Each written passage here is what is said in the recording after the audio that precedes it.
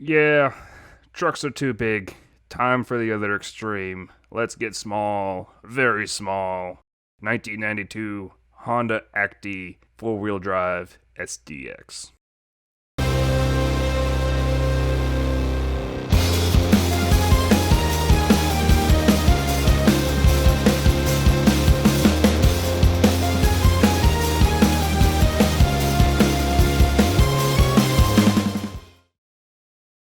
Oh, hell yeah. It's a key truck.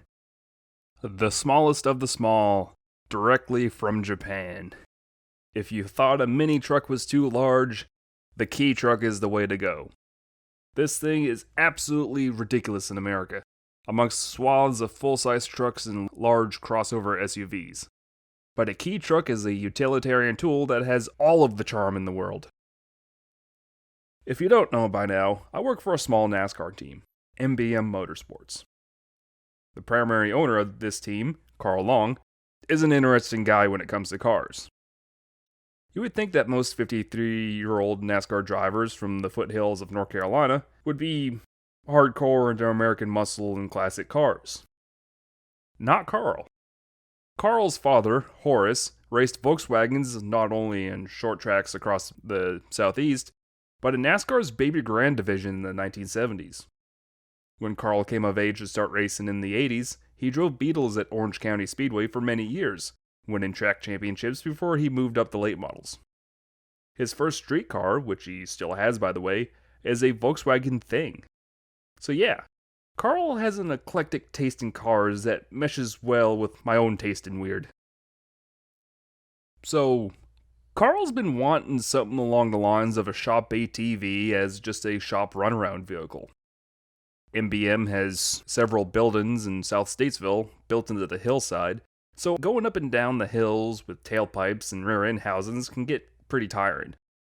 Then, a few weeks ago, he discovered key trucks on Facebook Marketplace, and after some brief shopping, settled on this 1992 Honda Acty 4-wheel drive SDX.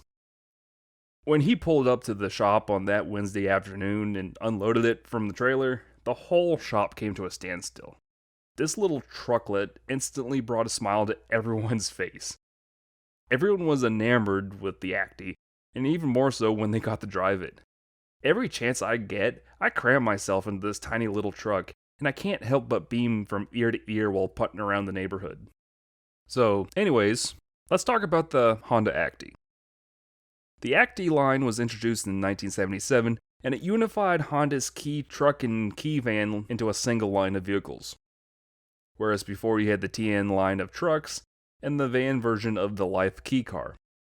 In 1975, the Japanese government enlarged the maximum engine size from 360 cc's to 550. As a result, Honda designed the Acty around these new regulations, with the 545cc EH single overhead cam 2-cylinder mounted to the rear. The Acty name is derived from activity, and the Acty would sell well enough that it would see the introduction of a second generation in 1988. It was given a new power plant, the 545cc E05A single overhead cam i3, which got replaced in 1990 with a refresh, and again enlarging key car regulations, which bumped the displacement up to today's 660cc's. The new engine, which is in this 1992 model, is the 656cc E07A single overhead cam 3-cylinder. Bumping power to a whopping 38 horsepower and 40 foot-pounds of torque. Now, before you laugh at that number, keep in mind that this truck weighs just a tick over 1,400 pounds. The vans, of course, are slightly heavier, around 1,900 pounds, but yeah, these things are amazingly light. That means, of course, despite the power, the Acty is surprisingly agile and quick on its feet. It can go 70 miles an hour if you really wanted to. The importer Carl bought it from said that he once drove it on 485 around Charlotte, and immediately regretted his decision as the air from big rigs threatened to throw the poor Acty off the highway at all times. This was not meant for highways. It's meant for in the city and bombing around the yard. Of course, that's where the Acty is at home. It's light on its feet at slow speeds, and the small size makes it incredibly maneuverable. Anyways, the mentioned EO7A is hooked up to a 5-speed manual in the rear of the Acty, and it splits power between the front and rear wheels. The little 3-cylinder is known for its reliability and can be accessed via this access panel in the bed of the truck. Due to its design, everything is packaged in the quirkiest of ways. The radiator is where you expect in the front, but if you opted for an Acty van, the radiator would be mounted parallel to the ground instead of the normal perpendicular way in the truck. Of course, with the radiator in the front, and this being rear engine, all the water lines run all the way to the back of the truck. And the overflow tank just happens to hang on the left side, wide open, directly in front of the exposed battery and rear wheel. In front of that is the spare tire, which hangs in this little cage deal that kind of looks like what you'd see on a normal semi-truck spare tire. And of course, the windshield wash reservoir sits inside the cab underneath the passenger seat with the emergency jack. Continuing inside, you see that the Acty is as utilitarian and bare bones as it can be. Of course, this is all by design, as these were built to be working vehicles at a very low cost. The seats are simply some padding on some sheet metal, and yeah, it feels like you're sitting on like an old school bus seat. It feels like you're sitting on a bench seat without it being an actual bench seat. Of course, the headrest is completely separate from the seats, and it's bolted directly to the cab in front of the rear window. The passenger seat, as mentioned before, flips up to access the stuff underneath, but it doesn't actually latch in a down position. If you lift it all the way up, then it will lock up. Of course, the driver's seat doesn't flip up at all as it's mounted solid to the floor. Of course, there's an AM radio and no air conditioning. Some higher up models would get AC, but not in the SDX. The glove box is tiny, but you do get this nice little shelf underneath, which holds your phone and drink bottles perfectly fine.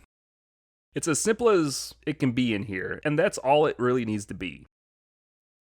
Moving outside, like most key trucks, the bed sides fold completely flat for easy loading, and the headache rack does provide some anchoring points, as there's nothing really to tie down as you would expect in most trucks. Mainly tie-down loops and hooks. There's a single tow loop in the back, but the team doesn't use this. This is a unibody vehicle, and this is directly into the unibody. In the event they do need to move a box or an empty NASCAR chassis across the street, the team installs these little axle straps you see hanging on the rear control arms, and honestly, that works perfectly fine, as we got this triangle strap that kind of hooks onto both into one single point. The team doesn't quite dare to pull a fully loaded race car up the hill, considering the towing capacity is only like 1,500 pounds, but the main goal of this isn't to pull stuff. It's mainly to tote parts in the bed and up and down the hill, and it's able to maneuver around the old factory across the street that we use as a warehouse with perfect ease. Now, a lot of these key trucks have been imported to the States with zero intentions of them being used on the street. You'll often see these trucks on large estates or school campuses, mainly as landscaping vehicles. Yard tools and bags of clippings go into the bed easily, and their maneuverability allows them to scoot across the grounds without tearing it up. They're kind of another option compared to like a John Deere Gator. However, as I mentioned before, this particular Acty was imported by an actual importer, which means it had all the proper paperwork for Carl to get plates on it. Unlike California, where in order to get plates, you have to smog and set up your imported vehicle for CAFE standards, in North Carolina, he just needed the proper paperwork, and he was able to have it legal on the road in a couple days. With it now street legal, it's been Carl's go-to lunch break vehicle for obvious reasons. Now, moving on, let's talk about driving impressions. I do fit in it, despite my size. I have plenty of headroom due to the tall cab, and honestly, my long legs and beer gut fit perfectly fine in here. I do kinda have to drive it kinda bow-legged, but honestly, I'm not uncomfortable. However, to start it, I do have to have the driver's door open, as my knee sits right in between the door and the giant key in the ignition switch, and I can't quite reach underneath the wheel to turn it. But yeah, tall fat guy will fit inside. Shifting with your left hand, despite it being initially kind of intimidating if you haven't done it, isn't as hard at all to get used to. I was shifting like a pro as soon as the muscle memory set in. Now, the pedals, that was something I kind of had to get used to. Of course, they're tiny, but they're spaced out so my big size 14 feet can fit on them pretty well. But they take very little effort to engage. Either you're on the gas or you're off. There's really no in between in this. And the clutch feels impossibly tight. There's like no spring to it whatsoever. It feels soft without being a soft clutch. It's hard to describe. A common rookie mistake in this thing is that people tend to ride the clutch trying to drive it like a normal stick shift, but here, you on it, and you dump it, and you go, and the Acty just goes. There's no feeling for the bite spot here. It just on or off. Some at the shop got the hang of it, but not all. It's still kind of a learning experience as it's really easy to ride the clutch in this thing. And with the engine in the back, if you're not paying attention, it's deceptively quiet. Some of the guys, when they first tried driving this, they didn't hear the engine start up immediately at the turn of the key. Keep in mind, with the engines all the way in the back and the tailpipe and muffler even further back, they simply didn't hear the engine start up, and they'd turn the key again, only to hear the wailing sound of starter hitting flywheel. Oh, it's horrible sound. Yeah, something of a rookie move that I observed in this thing. Anyways, I say that way too often in these. Concluding, I have driven a lot of weird and interesting cars over the years, but nothing gets the attention like a Honda Acty on American streets. In the land of large crossovers and pickup trucks, everyone rubbernecks at the sight of this tiny little truck. This little truck simply confuses people, as most people have never seen something like it before. But I mentioned it before, this has just uber amounts of charm. It's cute. The incredible charm of this little truck means that everyone is smiling when they see you.